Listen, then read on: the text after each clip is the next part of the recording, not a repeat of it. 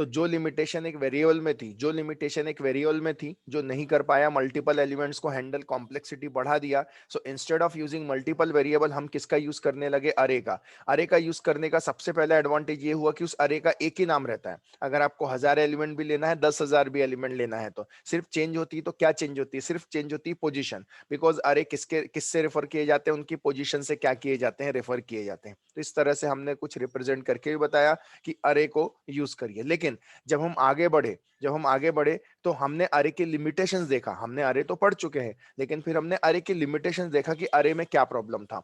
अरे में सबसे पहला प्रॉब्लम यह था सर कि अरे का जो साइज होता था वो फिक्स हो जाता था। क्यों? क्योंकि अरे को जब आप डिक्लेयर करते थे तो अरे को फिक्स इन साइज से डिक्लेयर करते थे, जिसके कारण क्या होता था सर, अगर आपने कल को चल के अरे का साइज बता दिया 100, अरे का साइज अगर आपने बता दिया 100, और अगर कल को चल के 200 एलिमेंट हो गए, तो क्या होगा, आप एलिमेंट नहीं रख पाओगे सर। क्यों? क्योंकि आपने अरे का साइज क्या कर दिया है, डिक्लेयर कर दिया है। कल को चल के आपने अरे का साइज बता दिया 100 और एलिमेंट सिर्फ रहेंगे 10, तो क्या होगा सर? ठीक है, हम आगे बात करते हैं उसकी। पहला पॉइंट था fix in size. Fix in size का मतलब यह था कि अरे में आपने जितना साइज बताया आप उतने ही एलिमेंट्स रख सकते हैं, उससे ज्यादा एलिमेंट आप नहीं रख सकते। ये सबसे बड़ी लिमिटेशन थी। रन टाइम पे अगर समय पे एलिमेंट्स बढ़ गए, आप कुछ नहीं कर पाओगे सर, आप कुछ नहीं कर पाओगे, जितने एलिमेंट्स हैं आपको रखना पड़ेगा।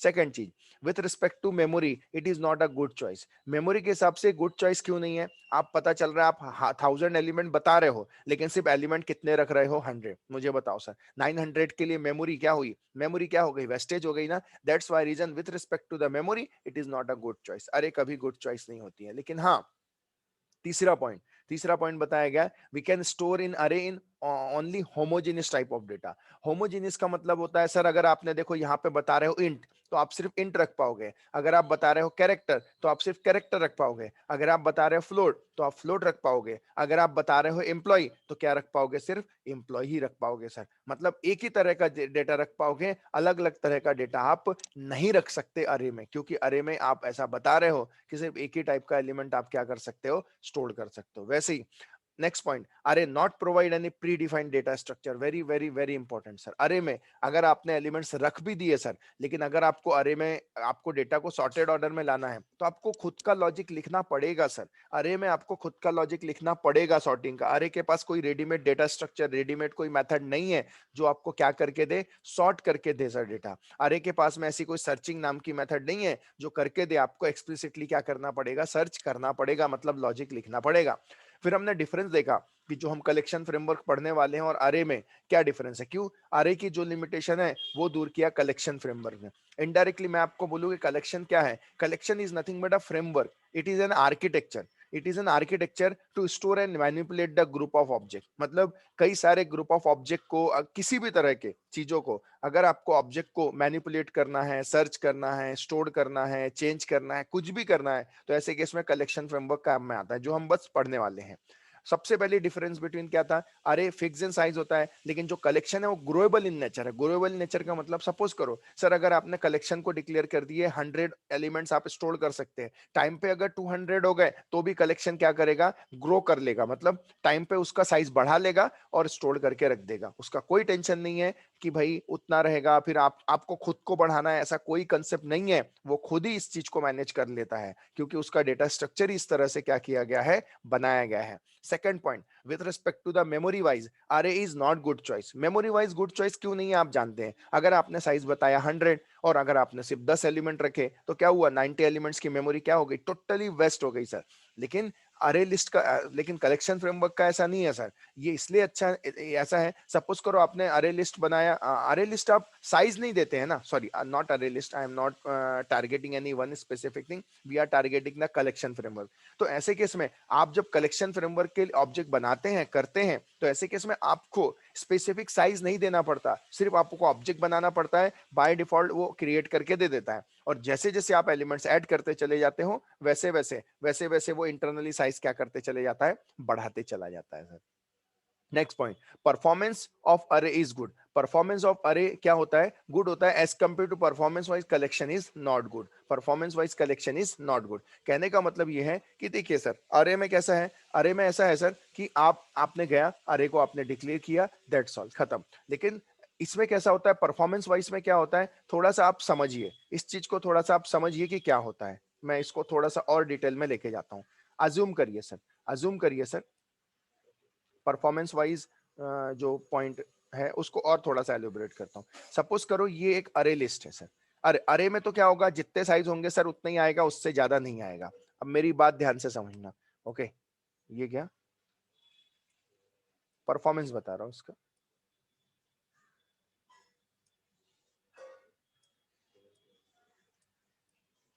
कल भी बताया था सर मैंने, लेकिन फिर भी ये मेरे ख्याल से डायग्रामेटिकली रिप्रेजेंटेशन कल का है। हाँ देखिए ये तो है सर। अब देखिए सर, अगर यही चीज अरे लिस्ट के साथ होती तो देखो, अरे लिस्ट में सपोज करो ये पहली वाली अरे लिस्ट है, पहली वाली अरे लिस्ट है, 10 है उसमें, मतलब इंटरनली उसने 10 का क्रिएट कर दिया अरे लिस्ट का। क्या होता है सर, कल को चल के क्या होगा, अगर एलिमेंट्स और बड़े हो गए, एलिमेंट्स और बड़े हो गए सर, तो ये क्या करता है, जो पुरानी वाली अरे लिस्ट थी, जो पुरानी वाली अरे लिस्ट थी सर, उसमें कुछ नहीं करता, उसमें कुछ नहीं करता। ये फिर से एक नई फिर बोलता हूं अरे लिस्ट नहीं, एक कॉमन कंसेप्ट कलेक्शन। फिर एक और क्या करता है, फिर से एक और बनाता है, एक और कलेक्शन बनाता है। जब एक और कलेक्शन बनाएगा तो नया बनाएगा, पुराने वाले में कुछ नहीं करेगा, और उसका साइज बढ़ा देगा, और उसका साइज बढ़ा देगा, और ये जो उसकी मेमोरी का रेफरेंस है वहां से टूट जाएगा, और ये नई मेमोरी में उसका रेफरेंस आ जाएगा, और ये पूरा का पूरा मेमोरी से डिस्ट्रॉय हो जाएगा। फिर अगर और एलिमेंट बढ़े तो फिर से ये क्या करेगा, यहां कुछ नहीं करने वाला, एग्जिस्टिंग में कुछ नहीं करने वाला, एक नया बनाता है, और नया बनाने के बाद जो पुराना है उसको डिस्ट्रॉय करता है, और नए वाले में सारी की सारी चीजें स्टोर करता है। That's why reason we are telling performance of array is good, लेकिन performance wise collection is not choice, good choice. That's it. Array store only homogeneous data, array एक ही तरह का डेटा स्टोर करके रख सकता है, लेकिन कलेक्शन जो है वो एक ही तरह का डेटा नहीं, किसी भी तरह होमोजीनियस भी रख सकता है, एज वेल एज हेट्रोजीनियस भी रखता है। मतलब कल को चल के आप इंटीजर टाइप का भी डेटा रख दो, फ्लोट टाइप का भी डेटा रख दो, डबल टाइप का रख दो, एम्प्लॉय भी किसी भी तरह का आप रख सकते हैं कलेक्शन के अंदर। Next point, no standard data structure is available in array. मतलब आपके पास कोई ऐसी मेथड नहीं है, कोई ऐसी चीजें नहीं है रेडीमेड जो क्या है अरे ने प्रोवाइड की है। ओके, लेकिन हाँ, कलेक्शन फ्रेमवर्क ने रेडीमेड कई सारे डेटा स्ट्रक्चर प्रोवाइड किया है, जो आप क्या करोगे, यूज करोगे। तो सर यहां तक हमने कल पढ़ चुके थे, थोड़ा सा मैंने रिवाइज करा दिया आपको कि क्या है। चलिए अब हम आज का जो कंसेप्ट है वो पढ़ते हैं। ओके,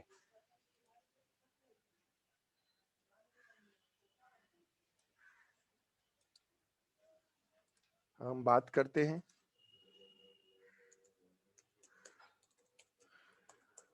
अगर हम कलेक्शंस की बात करते, कलेक्शन क्या है, देखो सर मैंने आपको कलेक्शन पहले ही बताया, it is a framework sir, it is a framework. ये फ्रेमवर्क है। एक बात याद रखिए सर, फ्रेमवर्क कब बोला जाता है, सबसे पहली बात, फ्रेमवर्क होता है रैपिड डेवलपमेंट के, रैपिड मतलब होता है फास्ट डेवलपमेंट के लिए। फास्ट क्यों बोला जाता है, framework is nothing but for the rapid development we use the framework. What is the meaning of framework, what is the meaning of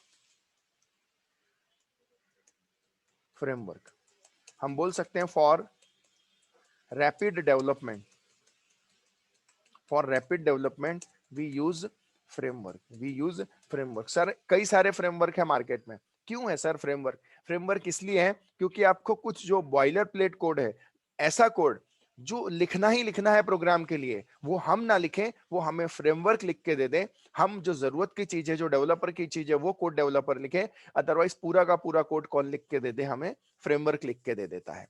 तो ऐसी चीजों में कहलाता है फ्रेमवर्क। अब इसमें क्या, इसमें कैसे बात करेंगे सर, मुझे बताओ, आपने एलिमेंट तो रखे, आपको क्या करना है, सॉर्ट करना है। आप लॉजिक मत लिखो, उसको पता है कई बार सॉर्ट करने की जरूरत पड़ेगी, उसने सॉर्ट का लॉजिक लिख दिया। उसको पता है मर्ज करना पड़ेगा, मर्ज का लॉजिक लिख दिया। उसको पता है इटरेट करना पड़ेगा, हर पोजीशन में जाना पड़ेगा, उसका लॉजिक लिख दिया।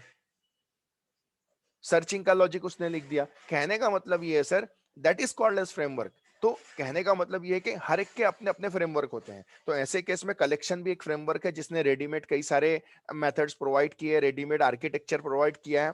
आप डायरेक्टली उसको क्या करोगे, यूज करोगे, उसका लॉजिक लिखने की आपको जरूरत नहीं है। सर मैं अगर सिंपल सी लैंग्वेज में बोलूं सर, अगर आप सभी ने, आई नो कि आपने डेटा स्ट्रक्चर तो पढ़ा होगा सर, अगर डेटा स्ट्रक्चर पढ़ा है तो उसमें आपने देखा कि स्टैक होते थे, क्यूज होते थे, लिंक लिस्ट होती थी। लिंक लिस्ट में क्या करते थे, एक एक नोड में क्या करते थे, हम विजिट करते थे। डबली लिंक लिस्ट होती थी सर। क्यू होता था, क्यू मतलब first in first out. Stack होता था, last first in last out, हम ऐसा बोलते थे। फीफो लिफो, इस तरह से हम बोलते थे। तो ये सारी की सारी चीजों के लिए अगर आपको याद होगा तो डेटा स्ट्रक्चर आप पढ़ते थे, उसका लॉजिक आप खुद लिखते थे, उसके एल्गोरिदम्स आप खुद बनाते थे, उसमें विजिट करते थे। अगर आपको याद होगा तो आप खुद विजिट करते थे सर। तो कहने का मतलब ऐसा ये है सर, यहाँ पे आपको यहाँ पे ऐसा कुछ करने की जरूरत नहीं, आपको रेडीमेड सारी चीजें प्रोवाइड की गई हैं, उसको आपको यूटिलाइज करना है, आपको उसको इनकैश करना है, दैट्स इट। तो what is a framework? Okay, मतलब फ्रेम कलेक्शन क्या है? Collection is nothing but a framework. Okay, it is nothing but a framework that provide, we can say provides an architecture. क्या provide? Architecture मतलब उसकी readymade methods हैं, readymade कई सारी चीजें हैं जो प्रोवाइड करती हैं to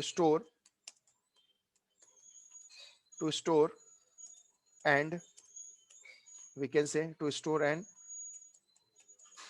manipulate, to manipulate the group of object, manipulate the group of object. अगर आपको ग्रुप ऑफ ऑब्जेक्ट को क्या करना है? मैनिपुलेट करना है, ग्रुप ऑफ ऑब्जेक्ट को आपको मैनिपुलेट करना है, तो ऐसे केस में आप किसका यूज करोगे?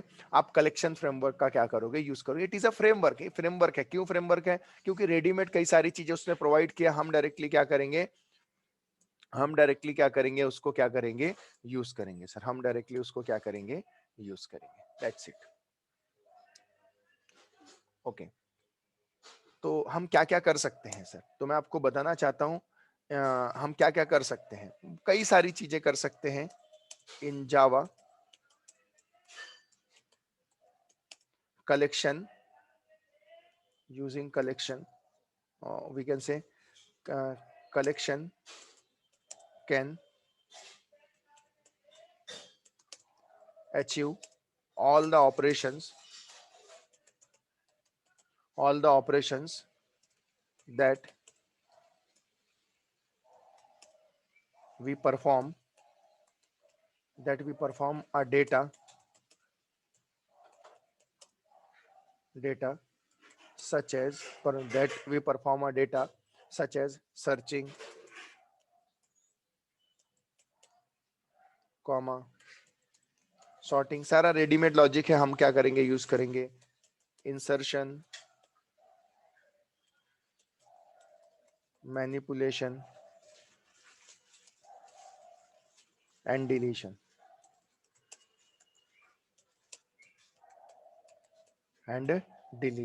एंड डिलीशन की बात करते हैं।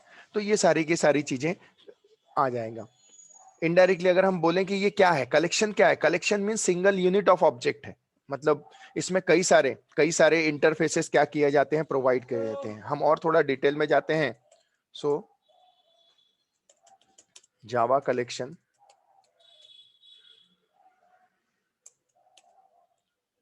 we can say Java collection means single unit of object, single unit of objects. Java collection provides, Java, we can say Java collection Java collection uh,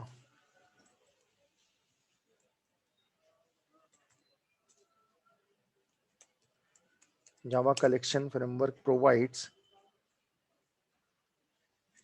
we can say it is provides many interfaces, many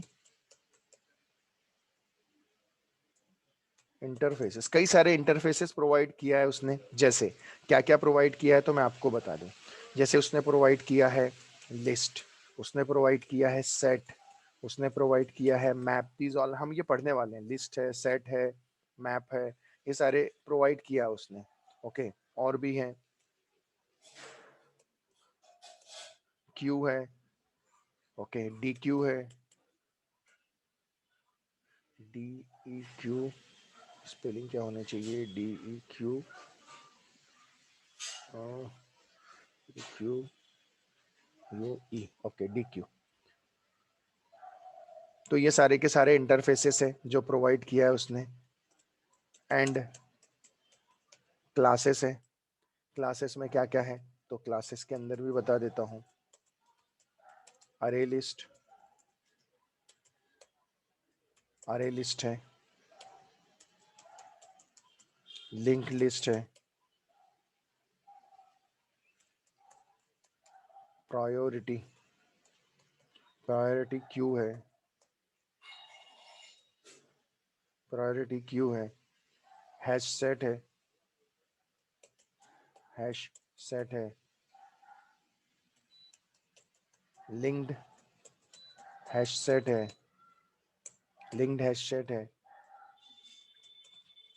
tree set है। तो ये सारी की सारी क्या है, classes हैं। तो अगर हम जाते हैं, अगर इनकी बात कर रहे हैं तो ये क्या कहलाएंगी, ये कहलाएंगी क्लासेस। और ये जो आप देख रहे हैं लिस्ट है, सेट है, मैप है, ये क्या कहलाएंगे, ये कहलाएंगे इंटरफेसेस, ये कहलाएंगे इंटरफेसेस। तो सर ये सारी की सारी चीजें हम पढ़ने वाले हैं, ये सारी की सारी चीजें क्या है, पढ़ने वाले हैं। ओके, मैं फिर बोलता हूं कि फ्रेमवर्क फॉर रैपिड डेवलपमेंट, अगर हम बात करते हैं फ्रेमवर्क करता क्या है, फ्रेमवर्क करता क्या है, फ्रेमवर्क का क्या रोल होता है actually.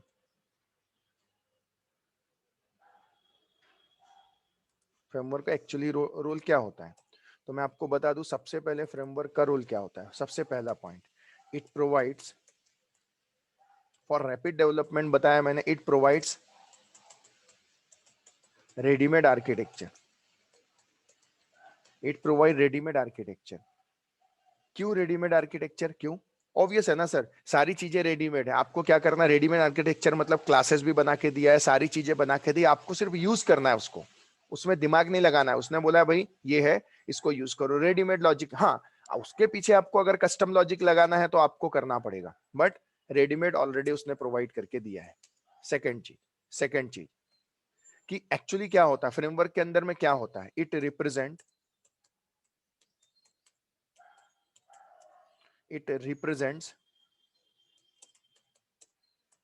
a set of classes and interfaces, set of classes and interfaces। Okay, तो ये सेट ऑफ क्लासेस और इंटरफेसेस क्या किया है, प्रोवाइड किया हुआ है, उसने क्या किया है, प्रोवाइड किया है। अगर हम आगे बढ़ते हैं, अगर हम आगे बढ़ते हैं कलेक्शन फ्रेमवर्क को लेके, तो ऑब्वियस है हम जाते हैं और हम बात करते हैं कि these all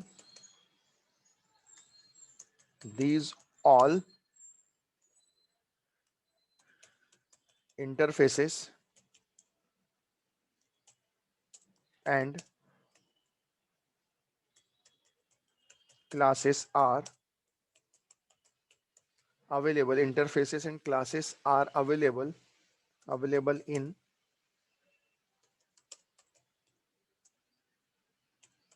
the package। वो पैकेज का नाम क्या है, तो मैं बताना चाहता हूँ, उस पैकेज का नाम है जावा डॉट यूटिल पैकेज। कौन सा पैकेज है, जावा डॉट यूटिल पैकेज के अंदर ये सारी चीजें हैं, जावा डॉट यूटिल पैकेज के अंदर ये सारी की सारी चीजें आपको मिलेगी। तो चलिए हम देखते हैं किस तरह से इसकी हायरार्की होती है और क्या होती है, हम एक एक करके सारी चीजें पढ़ने वाले हैं। हम जाते हैं, इसकी हायरार्की देखते हैं और उसके बाद हम एक एक करके सारी चीजें पढ़ेंगे। मैं आपको बता दूं, सबसे पहले अगर सबसे पहले हम बात करते हैं,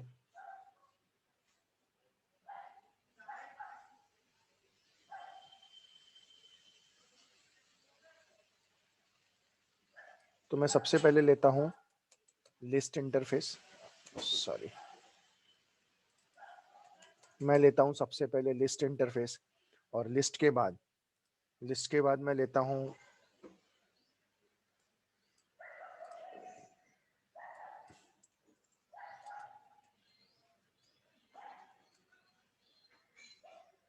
मैं जाता हूं, सबसे पहले मैं लेता हूं लिस्ट इंटरफेस, लिस्ट के बाद मैं यहां ले लेता हूं, मैं बोल सकता हूं, लिस्ट के बाद मैं ले लेता हूं सेट इंटरफेस, लिस्ट के बाद मैं ले लेता हूं सेट इंटरफेस, और सेट के बाद मैं ले लेता हूं list set and map. List है, सेट है और मैप भी है, बट मैप भी मैं लेता हूं तो मैं क्यू ले लेता हूं। ऐसे तीन इंटरफेस मैं डिफाइन कर लेता हूं और मैं अब इनको पुट कर देता हूं। ये लिस्ट है, ये सेट है, और ये क्यू है। मैं बताना चाहता हूँ इनका, ये सारे के सारे इंटरफेस है, ये सारे के सारे जो है ये इंटरफेस है सर। और इनका जो सुपर है, इनका जो सुपर क्लास है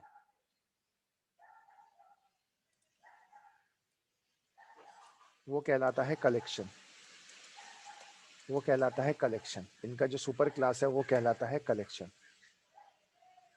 वो कहलाता है collection. That is also a interface, that is also a, ये भी क्या है, इंटरफेस है। उसके ऊपर मैं जाता हूँ, उसके ऊपर जाता हूँ तो एक और इंटरफेस है जिसका नाम है आई ट्रेबल, आई ट्रेबल। ये भी क्या है सर, एक इंटरफेस है। ये सब क्या है, एक इंटरफेस है सर। तो ये भी इंटरफेस है सर। अगर हम जाते हैं तो आप देखेंगे ये भी एक इंटरफेस है, ये भी एक इंटरफेस है।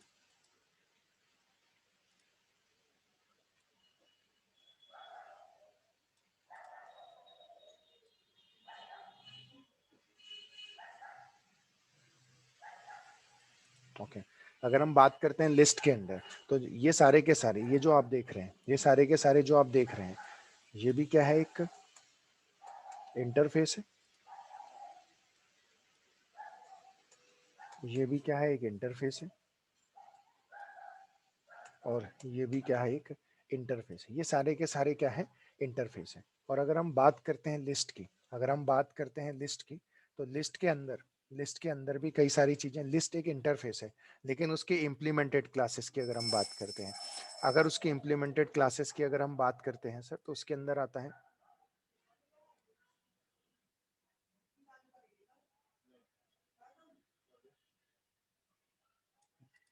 अगर हम लिस्ट की बात करते हैं तो उसमें क्या क्या आता है। तो लिस्ट एक इंटरफेस है सर, लिस्ट एक इंटरफेस है, लेकिन उसके अंदर क्या क्या चीजें आती हैं, सबसे पहले मैं बताना चाहता हूँ, उसमें आता है अरे लिस्ट, उसमें आता है अरे लिस्ट आता है सर, सबसे पहली चीज।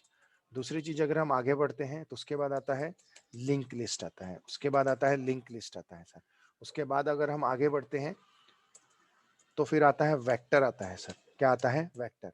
और वेक्टर के बाद, वेक्टर के बाद जो आता है वो आता है स्टैक आता है सर।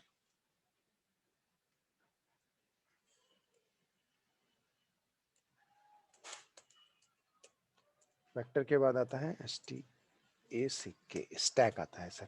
तो देखिए हम एक एक करके इनके बारे में बात करते हैं, क्या क्या आती है। उसकी इम्प्लीमेंटेड क्लास कौन है, अरे लिस्ट है। किसकी, लिस्ट की। और कौन है लिस्ट की इम्प्लीमेंटेड क्लास, सेकंड कौन है, लिंक लिस्ट है। इसकी इम्प्लीमेंटेड क्लास लिंक लिस्ट है। नेक्स्ट कौन है, नेक्स्ट कौन है, वेक्टर है। लेकिन वेक्टर किसका है, वेक्टर भी सेम लिस्ट का है। और उसके बाद, उसके बाद अगर हम बात करें स्टैक है, तो स्टैक लिस्ट का नहीं है, स्टैक है वेक्टर का। ये मैं आपको बताता हूँ। तो चलिए अगर हम इसकी हायरार्की की बात करें तो थोड़ा सा हम जाते हैं। लिस्ट का इम्प्लीमेंटेड क्लास कौन है, अरे लिस्ट। लिस्ट की इम्प्लीमेंटेड क्लास कौन है, अरे लिस्ट। लिस्ट की इम्प्लीमेंटेड क्लास कौन है, लिंक लिस्ट। लिस्ट की इम्प्लीमेंटेड क्लास कौन है, लिंक लिस्ट। लिस्ट की इम्प्लीमेंटेड क्लास कौन है, वेक्टर। कौन है, वेक्टर। कौन है, वेक्टर। लेकिन, लेकिन मैं आपको बता दूं, ये इम्प्लीमेंटेड क्लास तो, सॉरी, ये इम्प्लीमेंटेड क्लास है, लेकिन मैं आपको बता दूं, वेक्टर, वेक्टर की इम्प्लीमेंटेड है। स्टैक किसको इम्प्लीमेंट करके बना है, तो जो वेक्टर बना है इम्प्लीमेंट करके, वो बना है स्टैक को। तो ये इस तरह से, सॉरी, तो हायरार्की कुछ इस तरह से जाती है सर, हायरार्की कुछ इस तरह से जाती है। ये लिस्ट की कहानी है, ये लिस्ट की कहानी है सर। वैसे ही अगर मैं सेट के पास जाता हूँ सर, वैसे ही अगर मैं सेट के पास जाता हूँ, तो चलिए हम सेट के बारे में भी बात करते हैं। सबसे पहले मैं जाता हूँ सेट बी। सेट बी क्या है, एक इंटरफेस है सर। सेट क्या है, एक इंटरफेस है सर। अगर इंटरफेस है तो मैं बताना चाहता हूँ आपको, इसकी जो इम्प्लीमेंटेड क्लास है, इसकी जो इम्प्लीमेंटेड क्लास है, पहली जो क्लास है सेट की, जो पहली इम्प्लीमेंटेड क्लास है सर, वो है हैश सेट। हैश सेट पहली हैश सेट है। सेकंड कौन सी है, तो मैं बताना चाहता हूँ, सेकंड जो है वो है लिंक्ड हैश सेट है सर। सेकंड जो है वो कौन सी है, लिंक्ड हैश सेट है सर। तो इसकी इंप्लीमेंटेड क्लास कितनी हो गई, दो। किसकी, सेट की। सेट की इंप्लीमेंटेड क्लास दो है सर। ये भी क्लास है, ये भी क्लास है, और ये भी क्या है, हैश सेट भी क्लास है और लिंक्ड हैश सेट भी। कैसा बिहेवियर है किसका, सब एक एक करके हम लोग पढ़ने वाले हैं सर। सारी की सारी चीजें हम एक एक करके पढ़ेंगे, पूरा का पूरा कलेक्शन फ्रेमवर्क में हम ये चीजें पढ़ेंगे। हम बात करते हैं हैश सेट की, हम बात करते हैं लिंक्ड हैश सेट की, हम बात करते हैं हैश सेट की, लिंक्ड हैश सेट की। इसके अलावा सेट को मैं बता दूं, सेट को जो इम्प्लीमेंट किया है, सेट को जो इम्प्लीमेंट किया है, एक और चीज ने, एक और इंटरफेस है जो मैं बता दूं आपको।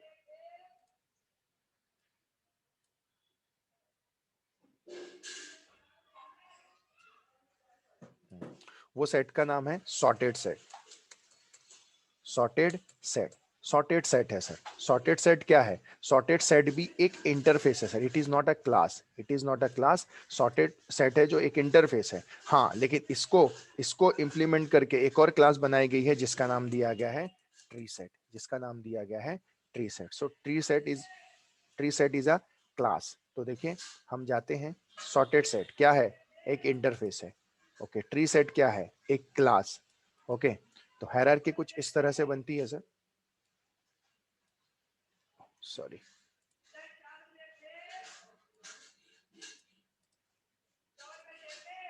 इसकी पेरेंट क्लास सेट है। अगर हम जाते हैं, ये इस तरह से बनेगा। और मैं आपको बता दूं, फॉर अवर काइंड इंफॉर्मेशन, ये जितनी भी है, चाहे वो अरे लिस्ट हो, वो क्या है, क्लास है। ये भी क्या है, क्लास है। अगर हम वेक्टर की बात करते हैं तो वेक्टर भी क्या है, क्लास है। क्लास मतलब हम इसका डायरेक्टली ऑब्जेक्ट बना सकते हैं, डायरेक्टली ऑब्जेक्ट बना सकते हैं। और स्टैक भी क्या है, एक क्लास है। इस तरह से बना सकते हैं। वैसे ही अगर हम हैश सेट के बारे में बात करें तो हैश सेट भी क्या है, ये क्लास है सर। सी रिप्रेजेंट क्लास, यही समझना, C represent class, I represent interface. Hash set implemented class बोलना सर। इंप्लीमेंटेड क्लास क्यों, क्योंकि उन्होंने इस इंटरफेस को यूज करके किया है, that is a implemented class. अगर हम बात करते हैं सॉर्टेड सेट की, so it is also a interface sir. और देखो, क्लास इनहेरिट नहीं हुई है इंटरफेस में, इंटरफेस इनहेरिट हुआ है इंटरफेस में।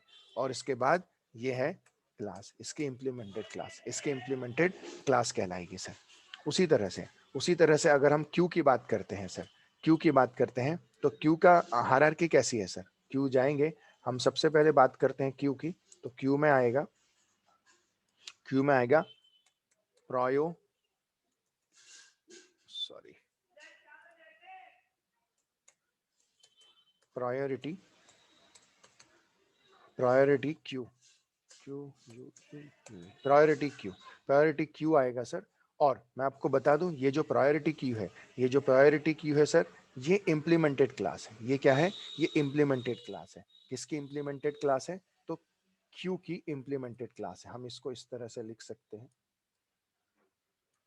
इस तरह से हम ला सकते हैं और हम बोल सकते हैं it is a implemented class, it is a implemented class. और अगर हम आगे बढ़ते हैं क्यू के बारे में, तो एक और आता है जिसको हम नाम देते हैं,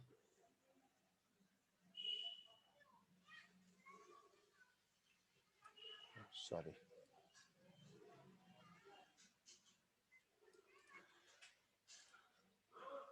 हम नाम देते हैं उसको डी क्यू।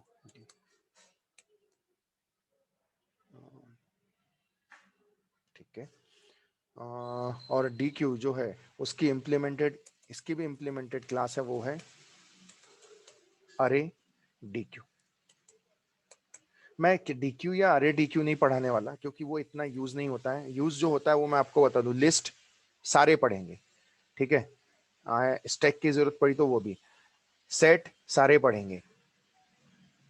और एक और जो इंपॉर्टेंट चीज अभी छुट्टी है, जो हम ऑब्वियस है अपकमिंग लेक्चर्स में देखेंगे।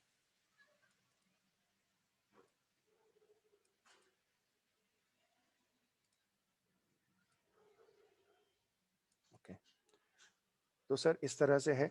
तो मैं आपको बता दूं, अगर आप देख रहे हैं, अगर हम डी क्यू की बात करें तो मैं बता दूं, D Q is a interface, it is not a class, it is a interface. Oh sorry, it is a interface. और इसकी जो इंप्लीमेंटेड क्लास है वो है अरे डी क्यू।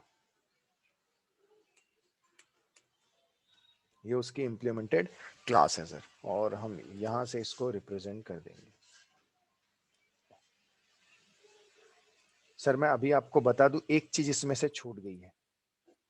क्या छूट गई है वो हम देखेंगे आने वाले लेक्चर्स में। ये पूरी हायरार्की है सर, इसको थोड़ा आज ध्यान से देखिएगा। इसके अलावा अगर कोई चीज छूटी है तो वो क्या छूटी है, तो वो नेक्स्ट चीज छूटी है मैप। मैं आपको बता दूं, मैप मैप भी क्या है, एक इंटरफेस है। उसका उसका भी क्या है, ये इंटरफेस है। लिस्ट है, सेट है, मैप है। मैप की भी इंप्लीमेंटेड क्लासेस है, जैसे हैश मैप। नेक्स्ट है लिंक्ड हैश मैप, और उसकी भी इंप्लीमेंटेड क्योर है, वो बोलते हैं ट्री मैप इस तरह से। तो ये सारी चीजें हम कल देखेंगे, जरूरत हम इसको भी देखें क्योंकि मैप भी क्या है, एक इंटरफेस है। चलिए हम ट्री मैप के बारे में बाद में बात कर लेते हैं, लेकिन हाँ, मैप मैप जो रहेगा ये भी क्या है, एक इंटरफेस है। ऑब्वियस है, इसकी इंप्लीमेंटेड क्लास कौन सी है, हैश मैप है, और इसकी इंप्लीमेंटेड क्लास कौन है, ट्री मैप है। तो अगर हम बात करते, ये मैप हो गया, ये हैश मैप हो गया, ये भी इंटरफेस है, ये क्या है, क्लास है, और ये भी क्या है, क्लास है सर। तो सर ये सब चीजें हैं जो हमें पूरा फ्रेमवर्क में पढ़ना है। इसमें सारी चीजें, अरे लिस्ट क्या होता है, कैसे वर्क करती हैं, ये सारी की सारी चीजें हम देखने वाले हैं।